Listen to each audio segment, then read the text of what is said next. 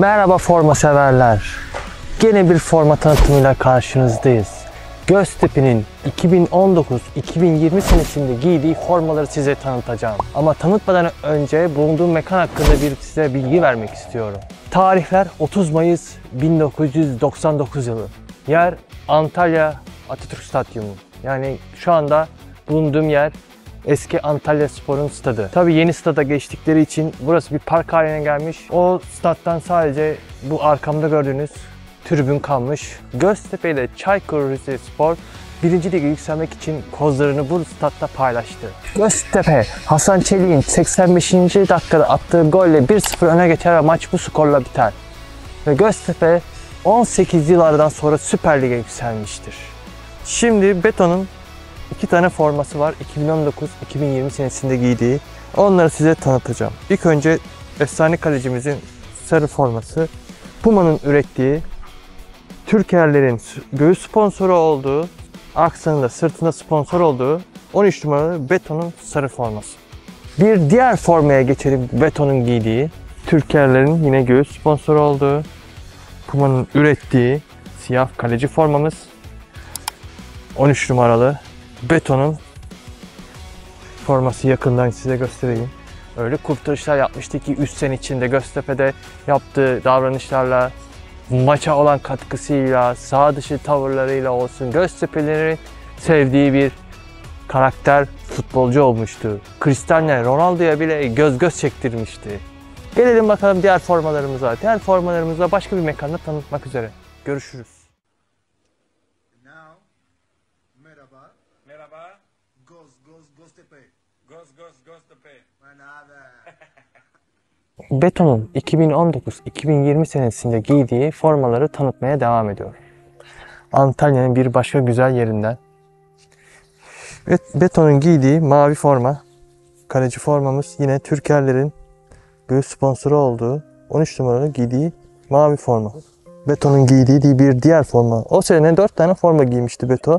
Sarı, siyah, mavi ve pembe olmak üzere 4 tane forma giymişti. Ve üzerindeki gördüğünüz beyaz imzalı forma. Bunu daha sonra bir başka mekanda tanıtacağım.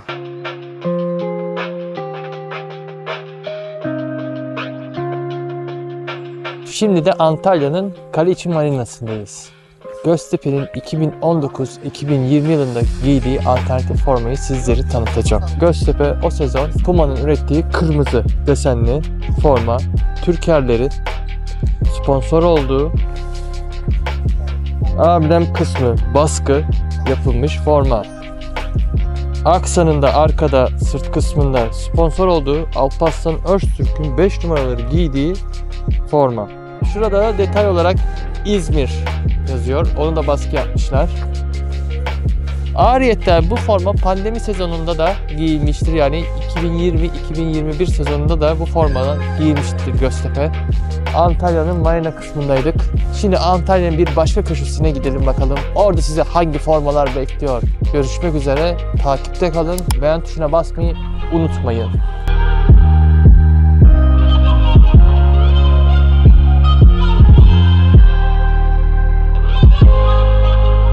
Forma severler, Antalya'nın bir başka güzel noktasından sizlere sesleniyorum. Hadrian Kapısı, diğer adıyla Üç Kapılar. Roma İmparatorluğu zamanında şehre giriş kapısı olarak kullanılmış. Gelelim 2019-2020 senesinde Göztepe'nin dış sahalarda girdiği beyaz formamıza. Puma'nın Göztepe için tasarladığı beyaz forma. Türkiye'ler sponsoru görüyorsunuz. Üzerinde birçok Göztepe'li futbolcunun imzaları var. Arkası da 5 numaralı Alparslan Öztürk'ün giydiği forma. Bir sonraki formamızla bakalım ne çıkacak. Antalya'nın başka bir yerinde görüşmek üzere. Takipte kalın. Beğen tuşuna basmayı unutmayın.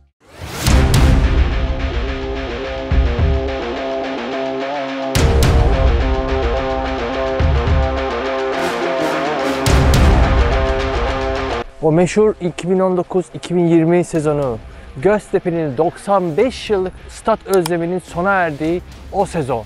Açılış başında da giydiğimiz iç saha formamız Puma'nın ürettiği çubuklu forma. Türkerlerin göğüs reklamının olduğu, arkamızda Aksa'nın sırtında sponsor olduğu 8 numaralı Andre Castro'nun forma. Biraz da Castro'dan bahsedelim. Castro sahada çok koşar, çok mücadele ederdi ve çabucak yanakları kızarırdı. Taraftarın sevdiği bir futbolcuydu. Taraftar ona çabuk kızardığı için yanakları Alyalak lakabını takmıştır. Açılışta giydiğimiz formamız. O tarihi anda o stattaydım. Biletler çıktığı gibi anında tükenmişti. Birçok Göztepe'li dışarıda izlemek zorunda kaldı maçı televizyonlardan. O duyguları size biraz anlatmak istiyorum görüntülerle.